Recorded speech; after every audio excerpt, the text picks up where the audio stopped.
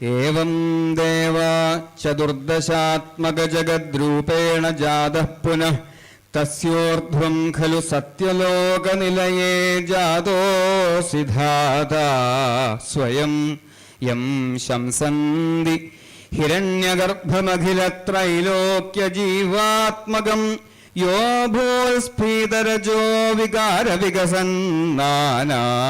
സിസൃക്ഷാരസ സോയം വിശ്വവിസർഗദത്തഹൃദയ സംപശ്യമാനസ്വയം ബോധം ഖൽവനവാപ്യ വിശ്വവിഷയം ചിന്താകുലസ്ഥസ്ഥിവാൻ താവത്വം ജഗദാംബതേ തപതപേത്യേവം he വൈഹായസീം വാണീം ഏനമശിശ്രവ ശ്രുതിസുഖാം കുർവം തപ പ്രേരണാം കോസൗ മാമവദൽ പുമാനിതി ജലാപൂർണേ ജഗന്മണ്ഡലേ ദിക്ഷോദ്വീക്ഷ്യ കിമപ്യനീക്ഷിതവദാ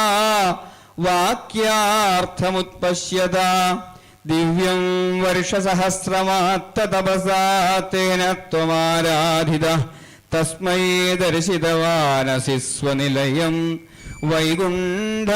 വൈകുണ്ഠമേകാദ്ഭുതം മായായത്ര കദാപി no വികുരുതേ ഭാതേ ജഗദ്ഭ്യോ ബഹി ശോകക്രോധവിമോഹസാധ്വസമുഖാ ഭാവാസ്തു ദൂരം ഗതാ സാന്ദ്രാനന്ദധരീച യത്ര പരമജ്യോതിപ്രകാശാത്മകേ തത്തേ ധാമ വിഭാവിതം വിജയതേ വൈകുണ്ഠരൂപം വിഭോ യസ്മിന്നാമ ചതുർഭുജാ ഹരിമണിശ്യാമാവദാദത്വിഷോ നാനാഭൂഷണരത്നദീപിതദിശോ രാജദ്വിമാനാലയാ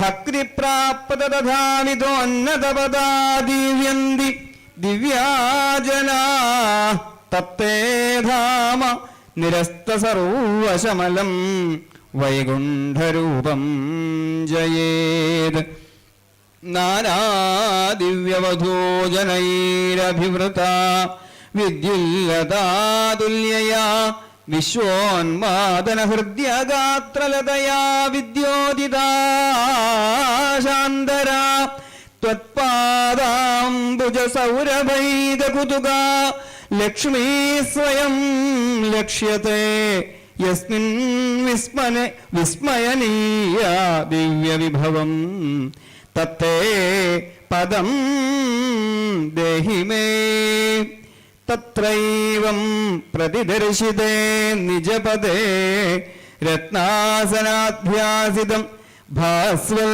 കോടിലസൽ കിരീടകടകാദ്യാഗൽപതി പ്രാകൃതി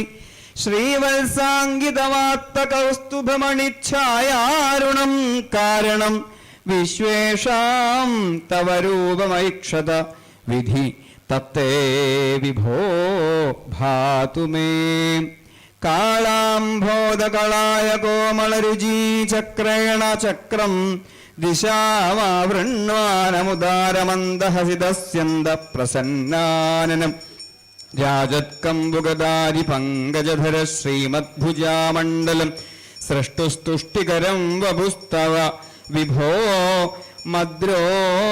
മദ്രോഗമുദ്വാസയേത് ദൃഷ്ട്വാ സംഭൃത സംഭ്രമ കമലഭൂസ്ത്വൽപാദപാധോരുഹേ ഹർഷാവേശവശം വദോ നിപതിത പ്രീത്യാ കൃതാർത്ഥീ ഭവൻ ജാനാസ്യേവ മനീഷിതം മമ വിഭോ ജ്ഞാനം തദാവാദയ ദ്വൈതാദ്വൈതഭവൽ സ്വരൂപപരമിത്യാജഷ്ട തം ത്വാം ഭജേ ആദാമ്രേ ചരണേ വിനമ്രമധ തം ഹസ്തേന ഹസ്തേ സ്പൃശൻ ബോധസ്ഥേ ഭവിത ന സർഗവിധിഭിർബന്ധോപി സഞ്ജായതേ ഇത്യാഭാഷ്യഗിരം പ്രദോഷ്യ നിതരാം തച്ചിത്തഗൂഢസ്വയം സൃഷ്ടൗ തം സമുദൈരയ സ ഭഗവന്നുല്ലാസയോല്ലാഘതാം സർവത്ര ഗോവിന്ദനാമ സങ്കീർത്തനം.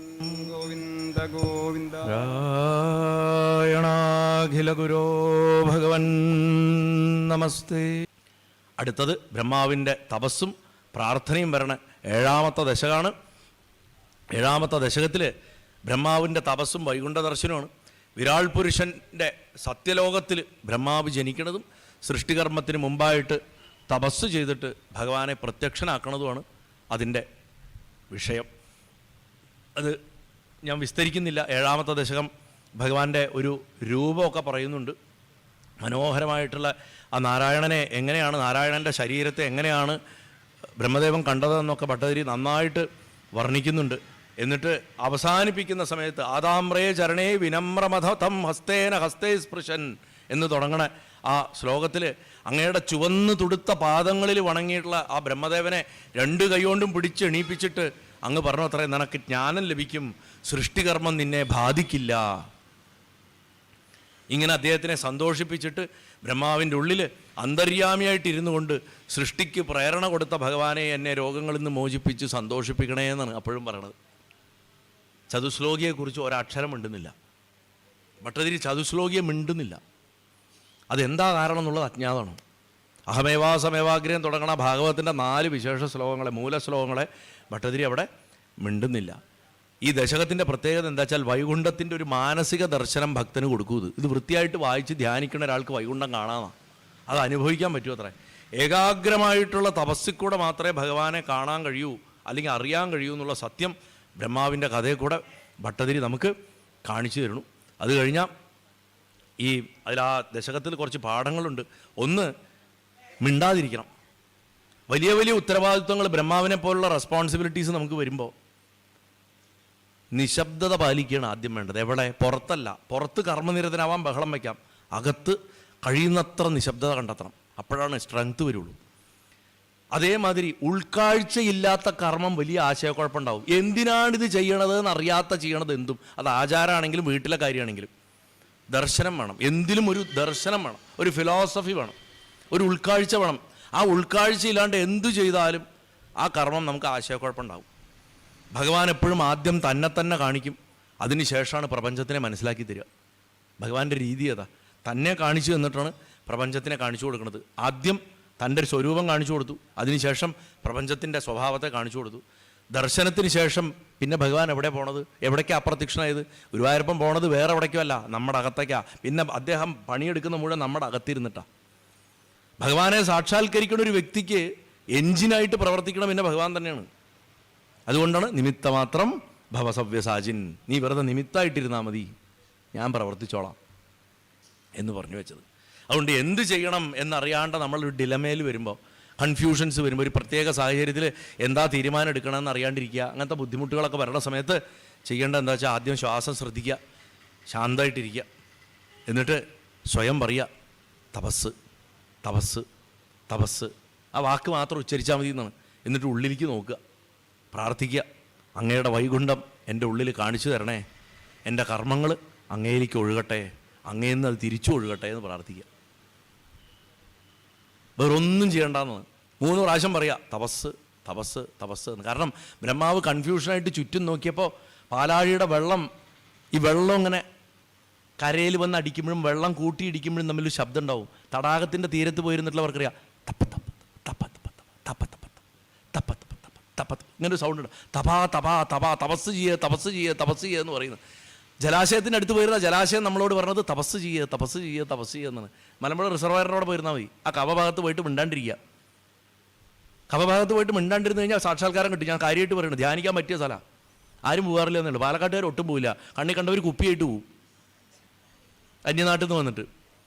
തപസ് ചെയ്യാൻ പറ്റിയ സ്ഥലമാണ് ആ അകവലവാരം ഭാഗങ്ങൾ. ഏതെങ്കിലും ഒരു പാറയുടെ മുകളിൽ കയറുന്നാൽ മതി, നല്ല രസമാണ്. ചുറ്റും പ്രകൃതി മാത്രം, വേറെ ഒന്നുമില്ല. അത് തന്നെ തപ തപ തപ തപ തപ തപ തപ തപ എന്നിങ്ങനെ വെള്ളം ഇങ്ങനെ അല ഇങ്ങനെ വന്ന് അടിക്കുമ്പോൾ ചെറിയൊരു കാറ്റും ഉണ്ടാവും. തപ തപ തപ പറഞ്ഞിങ്ങനെ അടിക്കും. അതാണ് ബ്രഹ്മാവ് അതാ കേട്ടത്. തപസ് ചെയ്യാൻ പറഞ്ഞു. ചുറ്റും നോക്കി ഇതാരായി പറയണമെന്ന്. ഈ വെള്ളമാണ് പറയണത്. കാരണജലം, അതിൽ ശയിക്കണവനാണ്, നാരത്തിൽ ശയിക്കണവൻ നാരായണൻ. അവനെ കാണാൻ വേണ്ടിയിട്ട് ആ ജലം തന്നെ വിദ്യ പറഞ്ഞു കൊടുത്തു, തപസ് ചെയ്യാൻ പറഞ്ഞു. അതുകൊണ്ടാണ് പറഞ്ഞത്, എന്ത് കൺഫ്യൂഷൻ വരുമ്പോഴും, ഒരു ഡിസിഷൻ മേക്കിങ്ങിന് പ്രശ്നം വരുമ്പോൾ ശാന്തമായിട്ടിരിക്കുക, ശ്വാസം അടക്കുക, കുറച്ച് നേരം മിണ്ടാതിരിക്കുക. അതിനുശേഷം തപസ് തപസ് തപസ് എന്ന് പറഞ്ഞിട്ട് അകത്തേക്ക് നോക്കുക. എന്നിട്ട് പ്രാർത്ഥിക്കുക, ഗുരുവായൂരപ്പാ അങ്ങയുടെ വൈകുണ്ഠം എൻ്റെ ഉള്ളിൽ കാണിച്ചു തരണേ. എന്തിനാ വൈകുണ്ഠം കാണിച്ചു തരാൻ പറഞ്ഞത്? സംശയങ്ങളില്ലാത്ത അവസ്ഥയാണ് വൈകുണ്ഠം. ആ അവസ്ഥ കാണിച്ചു തരാൻ പറയണം. എന്നിട്ട് പറയണം, എൻ്റെ കർമ്മങ്ങളൊക്കെ അങ്ങയിൽ നിന്നൊഴുകി വരട്ടെ എന്ന്, എൻ്റെ കർമ്മം അങ്ങ് ചെയ്യട്ടെ എന്ന് പറയണം.